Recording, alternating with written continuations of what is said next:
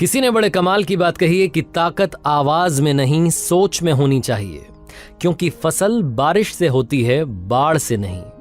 Hi guys, मेरा नाम है आरजे कार्तिक। आज की कहानी आप में से किसी दोस्त ने मुझ तक पहुंचाई है। ये कहानी किसने लिखी है मुझे नहीं मालूम, लेकिन ये कहानी बड़ी कमाल की है। ये कहानी एक महिला की जो लिखती है कि मेरी उम्र लगभग 50 वर्ष है और मैं एक ऑफिस में काम करती हूँ। मेरे घुटनों में दर्द रहता है, बड़ी समस्या होती है आने जाने में, लेकिन क्या करूं, फैमिली चलाने के लिए, घर परिवार का खर्चा निकालने के लिए जॉब करनी पड़ती है। एक दिन ऑफिस से निकली घर के लिए, बस स्टॉप पर पहुंची। वहां जाकर के देखा तो हमेशा की तरह मेरे बैठने के लिए जगह नहीं थी। पहले से बहुत सारी भीड़ थी। बहुत देर तक इंतजार करती रही। फाइनली एक बस आई। बस में जब अंदर चढ़ी तो देखा वहां भी बैठने के लिए जगह नहीं थी। अचानक से एक आवाज आई कि मैडम, आपके लिए सीट खाली है, बैठ जाइए। मैंने पीछे मुड़कर देखा तो मैडम कहने वाली जो थी वो एक मजदूरन थी। वो भी अपना काम खत्म करके ईंटें गारा ढो करके शाम में वापस अपने घर के लिए रवाना हुई थी। मैंने गौर से देखा तो मुझे लगा कि चेहरा तो मेरे साथ में और बस स्टॉप पर खड़ा था। मैंने ध्यान ही नहीं दिया। मैंने उनका शुक्रिया अदा किया और कहा कि धन्यवाद बाई जी, आपने मुझे मौका दिया बैठने का।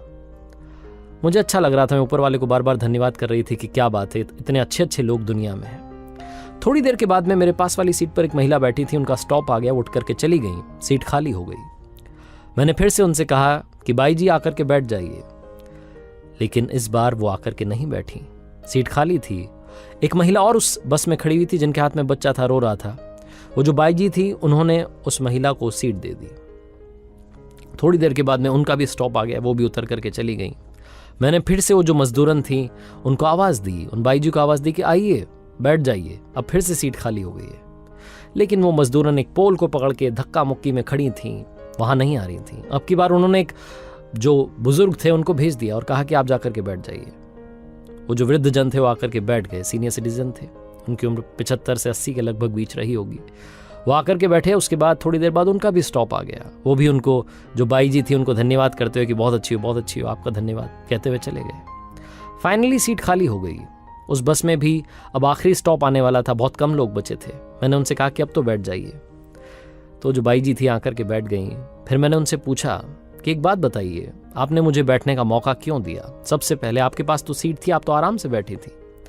उन्होंने कहा कि क्या बताऊं, मैंने आपको वहां स्टॉप पर देखा था, लग रहा था कि आपके पैरों में तकलीफ है। जब आप बस में चढ़ रही थी तब भी लग रहा था कि आप बड़े दर्द में हैं। तो मुझसे रहा नहीं गया, मैंने आपको बैठने के लिए जगह दे दी। फिर मैंने उनसे कहा कि 2-3 बार सीट खाली हुई, तब आप बैठ जाती।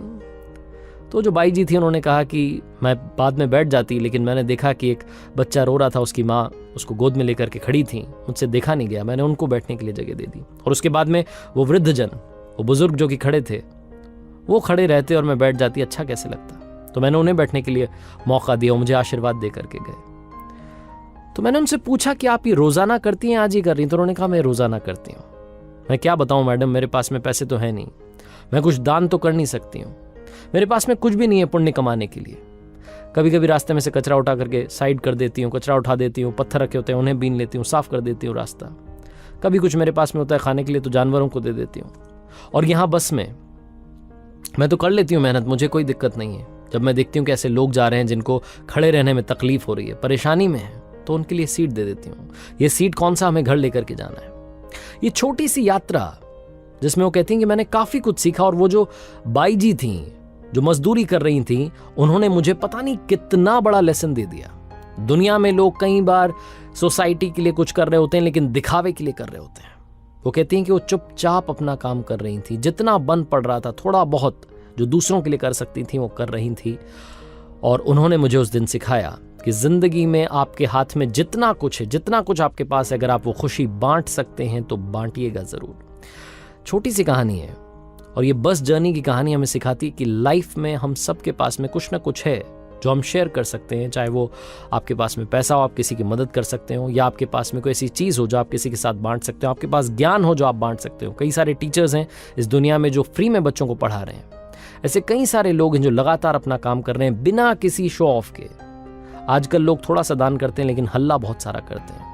ईमानदारी से अगर आप किसी की मदद करेंगे तो अपने आप ऊपर वाला आपकी मदद करेगा, क्योंकि आपको भी नहीं मालूम चलेगा कि कब ऊपर वाला बनकर आपके पास इंसान के रूप में आ जाएगा। आरजे कार्तिक बस ये कहना चाहता है, मदद करते चलिए, मुस्कान बांटते चलिए। ज्ञान तो सभी के पास है। कर दिखाओ कुछ ऐसा कि दुनिया करना चाहे आपके जैसा। और हाँ, हर सोमवार सुबह 9:30 बजे मेरे YouTube चैनल पर, Facebook पेज पर, Instagram हैंडल पर देखिए एक नई कहानी।